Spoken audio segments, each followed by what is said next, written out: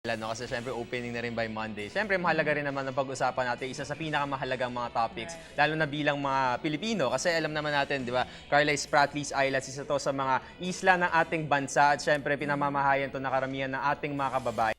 Pero syempre, dahil medyo malayo to dun sa usual na area ng Pilipinas, merong mga limitasyon para makakuha sila ng mga pangunahing pangangailangan nila tulad na lamang ng pagkain at tubig. Kaya naman ngayong umaga mga boss, malalaman natin kung ano ba yung ginagawa ng isang grupo para matugunan yung mga pangangailangan ng mga kababayan natin sa Spratlys. Kaya mga boss, makakasama natin ngayong umaga ang operations spokesman ng Freedom Land. Walang iba kundi si Mr. Carlos Celdran. Morning, sir. Hi guys, kamusta? Alright. Right, so ito pong Freedom Land, nabasa ko, meron po kayong tagline na tinatawag na it's no fun in pag-asa. So, Yes. Siguro for our viewers po na para malaman din po ba, ano po ba ang sitwasyon ngayon sa pag-asa? Ang situation ngayon sa Pag-asa, yung mayor ng Pag-asa, Mayor Bito Onon, Pag-asa is the only island na may local government doon sa buong Kalayaan Islands Group. May mga 100 katao dyan at kulang sila sa tubig, kulang sila sa kuryente, kulang sila ng pagkain. So what we're going to try to do, in terms of a citizen's effort, dalhin ng mga technology ng water filtration, kuryente, educational facilities para sa mga bata. Or for that specific island, Uli? For that specific island only, because yun lang ang civilian island. Ang mga iba't ibang island sa Spratlys Group ng Pilipinas ay nasa ilalim ng Philippine Army. Okay, sir. Siguro i-emphasize natin kung ano ba yung situation sa iba't ibang islands kasi usually, well, according na rin sa mga history books natin, pag sinabing Spratlys, di ba? Yan yung stretch ng iba't ibang islands sa may mga that's right. Pilipino. Pero sino-sino po ba yung mga nakatira sa mga isla na yun ngayon? Okay, unang-una, malapit ang Spratlys sa Pilipinas. Okay, ang isip ng mga Pilipino, malayo yan. Hindi. Ang Spratlys Island lang ay 200 nautical miles sa Pilipinas. So ating Mas malapit ang Spratlys Islands kaysa sa Manila, kaysa sa Davao. Okay? So it's 200 nautical miles. Malapit lang yon. That's not even all the way to Baguio. Okay? And it's 1,000 nautical miles from China. Talagang malayong-malayo ito sa China at mas malapit ito sa Pilipinas. At number two, ang Spratlys Island ay nasa geological shelf ng Pilipinas. So talagang parte talaga ng Pilipinas. And according din sa UNCLOS, 200 nautical miles ang 200 kailangan. nautical miles lang. At ang ginagawa ng China, sinasabi nila na sa kanila yon due to some map that they made themselves sa 14th century. So historical yung Oh, places 14th century. Wala pang there's no Australia yet, there's no Philippines yet, there's no real science yet. Lahat mga tao sa mundo, akala nila ang araw ay the sun used to go the earth the sun used to go around the earth. So our claims naman ay taga UN. Okay, so that's why we're trying to keep the islands as Filipino. Okay.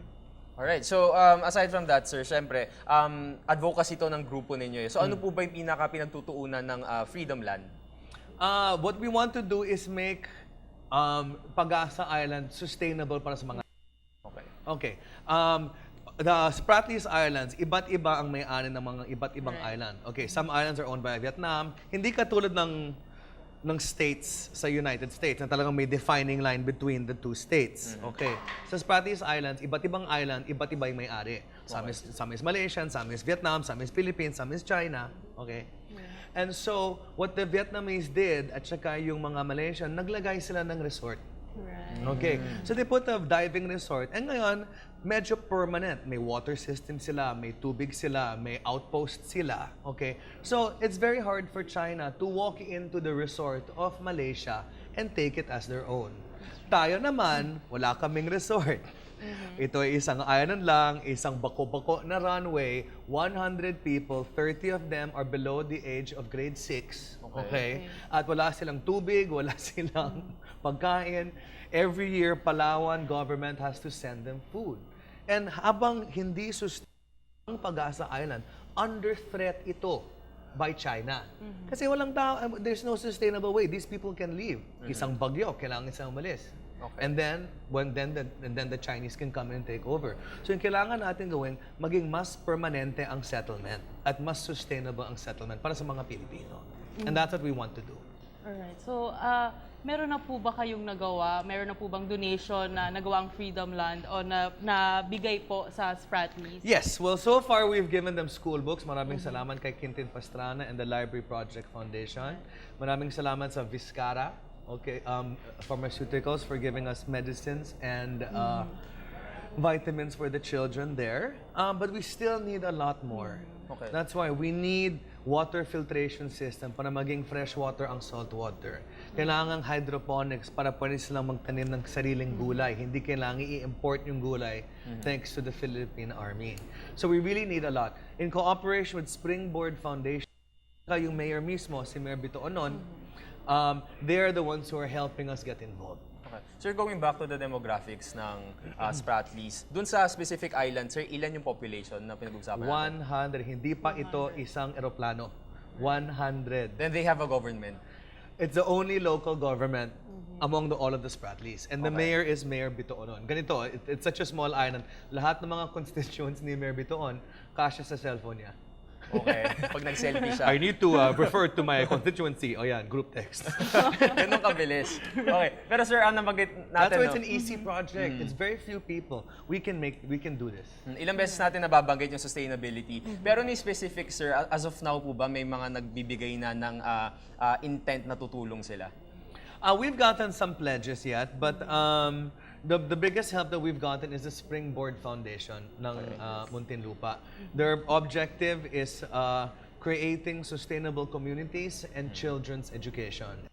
Two thrusts of what we need to do in Pag-asa Island. Make it sustainable at dalhin ng education facilities para sa mga bata nila. And I heard meron din po kayong online donation page. Tama Yes, po the ba? Indiegogo.page, Freedom Land. I'm not quite sure. Just look for it online. Just go to our Facebook page. It's No Fun in Pag-asa, or AKA Operation Freedom Land. And we can tell you how you can donate money to us through the Springboard Foundation. This is a very legal foundation. Hindi katulad ng mga NGO na nakikita natin sa media. This is a legitimate, wonderful NGO called Springboard. And send us money and we'll give you a receipt. Okay. Alam naman natin guys, no, na syempre para maraming tumulong dito sa advocacy na to, kailangan ma-mainstream natin yung issue. As of now, sir, tingin nyo, bilang advocate nitong issue na to, na may kakulangan nga ng tulong doon sa Spratlys, paano ba natin ma-mainstream na syempre, supportahan to ng mga sana kababayan dalhin natin natin? ang buong cast ng Legal Wife dyan sa Spratlys Island para magyan ng attention ang issue na to. right. But for now, I think, right now, thank you very much for giving attention. If only a few people can help for now, that's already a big difference for us. In social media, sir, ano yung mga efforts natin? Ito, yung Facebook at yung Twitter campaign natin, and also trying to do interviews like this, and hopefully getting other celebrities Yes, to come and actually. get more involved. Because last week, China started reclaiming one more island that belongs to the Philippines, Mabini Island. Then nire-reclaim nila at they're building already a runway on our island. Yung runway na And agad. while we were doing that, you know what we were doing? We were watching Legal Wife. Okay. Ayan, so talagang yung hamon talaga sa mga kababayan natin na kung sobrang seryoso tayo na Tama. syempre na i-assert natin na atin yung islands na yun. Kailangan pakita Alright. natin na as one nation, we are for this, Oo, diba? at para maprotektahan yan, syempre kailangan din. Meron nagbabantay. Again, merong 100 po na tao na nagbabantay nito ang Pag-asa Islands. And of course, para hindi rin tayo, Yes. kumbaga, masakop ng ibang lahi. Tama po. Oo. Okay, Sir Carlos, so sa ngayon, ano po ba yung nakikita nyo mindset ng mga kababayan natin na sigurong i-level up, lalo na umiinit yung issue ngayon regarding the disputed islands? Just read up on the Spratlys Island at saka yung history ng China at saka yung claims ng Spratlys Island. Mahina talaga ang claims nila. I mean, it's a 12th century map for crying out loud. At yung sa atin, United Nations. So I just want people to go online and start studying the topic, and that's already enough for me. Pero sir, ito, Carla, ito yung hamon eh. For an ordinary citizen, baka na sa lansangan lang, paano niya magiging issue to? Bakit ko magiging issue yung Spratlys? Ano yung pwedeng gawin ng Freedom Land? Because national security to. The Spratlys Island is one of our strongest fishing grounds. Okay? And as you can see, nagpo-poach ang mga Chinese fishermen ang mga yaman dagat ng Pilipino. I mean, they killed 500 rare turtles just last week. And the Chinese government is insisting that we let these poachers go.